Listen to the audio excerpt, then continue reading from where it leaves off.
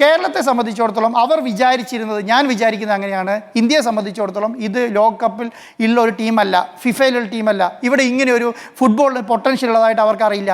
ഇപ്പോൾ അവർക്ക് എന്താണ്, കേരളത്തെക്കുറിച്ച് നല്ല ധാരണയുണ്ട്, കേരളത്തെ പൊട്ടൻഷ്യൽ മനസ്സിലായി, ഇവരുടെ ആരാധകരുടെ ആവേശം മനസ്സിലായി, ഈ കാര്യങ്ങൾ മനസ്സിലായി, കേരളത്തിലെ ഒരു സാധ്യത ഇവർ മനസ്സിലാക്കിയിട്ടുണ്ടെന്ന് ഞാൻ വിചാരിക്കുന്നു. അപ്പോൾ ആ സാധ്യത, ഇന്ത്യയിലൊരു സാധ്യത ഇവർ മനസ്സിലാക്കിയിട്ടുണ്ട്. അതിനനുസരിച്ച് ഒരു വിലപേശൽ നടക്കുന്നുണ്ടോ എന്നുള്ള കാര്യത്തിനകത്ത് എനിക്ക് സംശയമുണ്ട്. അതുകൊണ്ടാണ് ഒക്ടോബർ മാസത്തിൽ ഇതുവരെ വിൻഡോ അവർ അനൗൺസ് ചെയ്തില്ല. ഫിഫ ഒരു വിൻഡോ കൊടുത്തു കഴിഞ്ഞാൽ ഏതെങ്കിലും ഒരു സ്ഥലത്ത് ആ വിൻഡോ അനൗൺസ് ചെയ്യും, അതാ ഞങ്ങൾ ഇന്ന രാജ്യത്ത് കളിക്കുമെന്നുള്ളത്. ഇനി ഒക്ടോബറിലേക്ക് എത്ര മാസമുണ്ട്? ജൂലൈ ആയി, സെപ്റ്റംബർ ഒക്ടോബർ 2 മാസമേ ഉള്ളൂ. ഈ 2 മാസത്തിനുള്ളിൽ എന്ത് ചെയ്യണം? ഈ വിൻഡോ അനൗൺസ് ചെയ്യണം. ഈ വിൻഡോ ഇതുവരെ അവർ അനൗൺസ് ചെയ്തിട്ടില്ല. അപ്പോൾ എന്താണ്, ആ വിൻഡോ അവിടെ ഉണ്ട്. ചൈനയോട് ഞങ്ങൾ കൺഫർമേഷൻ മേടിച്ചു, ചൈനയിൽ നോക്കി കളിയുണ്ടോ? ചൈന ഒഫീഷ്യലായി പറഞ്ഞു ചൈനയായിട്ട് കളിയില്ല എന്നുള്ളത്. പിന്നെ ഇവർ പറയുന്നത് എന്താണ്, അങ്കോളയാണ്. അങ്കോളയിൽ എന്താണ്, അങ്കോളയും ഒഫീഷ്യലായി, അതും ഇങ്ങനെ കേട്ടുകേൾവിയാണ്, അങ്കോളയും ഒഫീഷ്യലായിട്ട് എന്ത് ചെയ്തിട്ടില്ല, പിന്നെ മാച്ച് ഉണ്ടെന്ന് പറഞ്ഞിട്ടില്ല. ഫിഫയും പറയുന്നില്ല, ഇവർ പറയുന്ന രാജ്യങ്ങളൊന്നും ഈ മാച്ച് ഈ പറയുന്ന വിൻഡോയിൽ ഉണ്ടെന്ന് പറയുന്നില്ല. അങ്ങനെ സ്ഥിതി വരുന്ന സമയത്ത് നമ്മളെ കൊണ്ട് എന്താ ചെയ്യാൻ കഴിയുക? നമ്മളെ കൊണ്ട് ഇവരോട് ചോദിക്കുക, നിങ്ങൾ വരുന്നുണ്ടോ ഇല്ലയോ എന്നുള്ളത്. അത് നിരന്തരം ചോദിച്ചുകൊണ്ട് നിങ്ങൾ വരുന്നുണ്ടോ ഇല്ലയോ.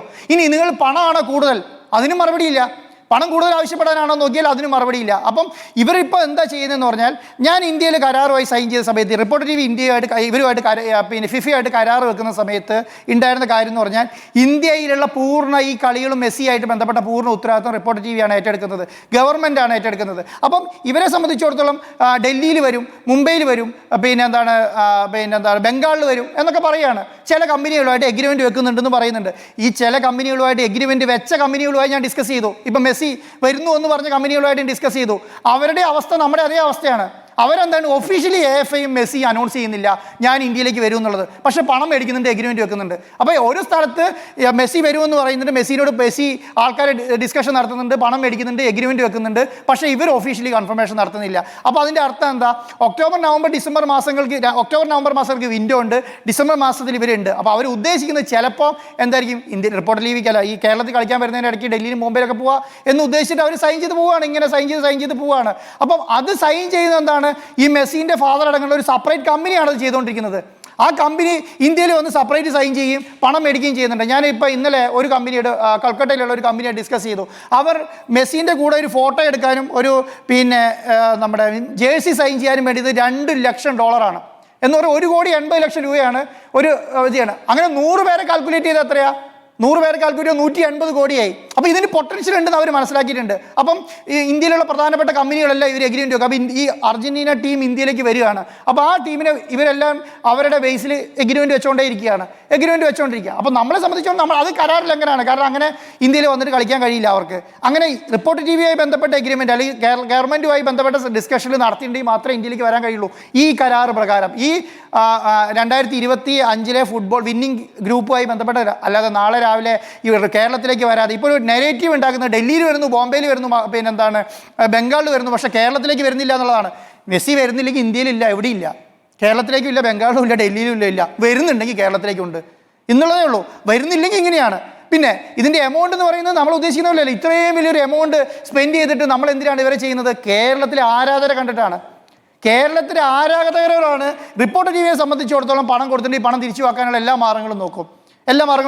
ഗവൺമെൻറ് നോക്കും എന്നാണ് ഞാൻ വിചാരിക്കുന്നത്. കാരണം അവർ എന്താണ്, ഗവൺമെൻറ്റായി ഡിസ്കഷൻ, വാക്ക് വ്യത്യാസം നടത്തിയാൽ അതിന് മുൻപ് എന്താണ് കരാറിൽ എങ്ങനെ നടത്തി അതുമായി ബന്ധപ്പെട്ട കാര്യങ്ങൾ പോകും. ചീറ്റിംഗ് നടത്തിയാൽ ചീറ്റിങ്ങുമായി ബന്ധപ്പെട്ട മുന്നോട്ടുള്ള കാര്യങ്ങൾ പോകും.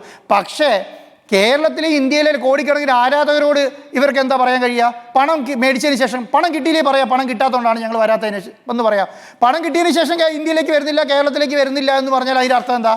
അതിൻ്റെ അർത്ഥം എന്ന് പറയുന്നത് കേരളത്തിലെ ആരാധകരെ, ഇന്ത്യയിലെ ആരാധകരെ അവരങ്ങനെ കണ്ടിട്ടുള്ളൂ എന്നുള്ളതാണ്. അപ്പം അത് റിപ്പോർട്ടർ ടി വിനെ ബ്ലെയിം ചെയ്തുകൊണ്ടോ, ഗവൺമെൻറ്റിനെ ബ്ലെയിം ചെയ്തുകൊണ്ടോ, മിനിസ്റ്ററെ ബ്ലെയിം ചെയ്തുകൊണ്ടോ അല്ല. കറക്ക് കമ്പനിയാണെന്നോ ഉള്ളതല്ല. കറക്ക് കമ്പനിയാണെങ്കിൽ ഫിഫ കറക്ക് കമ്പനിയായിരിക്കും. ഫിഫേൻ്റെ പ്രസിഡന്റ് സെക്രട്ടറിയാണ് ഒപ്പിട്ടിരിക്കുന്നത്. അപ്പോൾ അവരെ സംബന്ധിച്ചിടത്തോളം അങ്ങനെയാണ്. നമ്മളെ സംബന്ധിച്ചിടത്തോളം കറക്റ്റ് ക്ലാരിറ്റി ഉണ്ട്. നമ്മൾ എല്ലാ പെർമിഷൻസും എടുത്തിട്ടുണ്ട്, എല്ലാ എഗ്രിമെൻറ്റ് ക്ലാരിറ്റിയോടുകൂടി ചെയ്തിട്ടുണ്ട്, എല്ലാ കാര്യങ്ങളും ക്ലാരിറ്റിയോട് നടത്തിയിട്ടുണ്ട്. അവർ പറഞ്ഞ സമയത്ത് പൈസ കൊടുത്തിട്ടുണ്ട്, അവർ കിട്ടിയെന്ന് എഗ്രി ചെയ്തിട്ടുണ്ട്, അവർ ആ കാര്യത്തിൽ ഒക്ടോബറിൽ കളിക്കാൻ വരാമെന്ന് എഗ്രി ചെയ്തിട്ടുണ്ട്.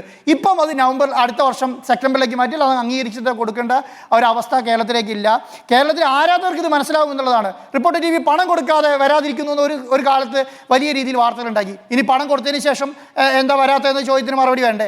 അത് വേണമല്ലോ. അപ്പോൾ അങ്ങനെയുള്ള കാര്യങ്ങളുമായി മുന്നോട്ട് പോകാൻ വേണ്ടി നമ്മൾ എന്താണെന്ന് പറഞ്ഞാൽ നമ്മൾ എല്ലാ മാർഗ്ഗങ്ങളും നോക്കുന്നുണ്ട്. നമ്മളെ സംബന്ധിച്ചിടത്തോളം അവർ സെല്ല് ചെയ്തിരിക്കുന്നത് ഫിഫേൻ്റെ വിൻഡോയാണ്.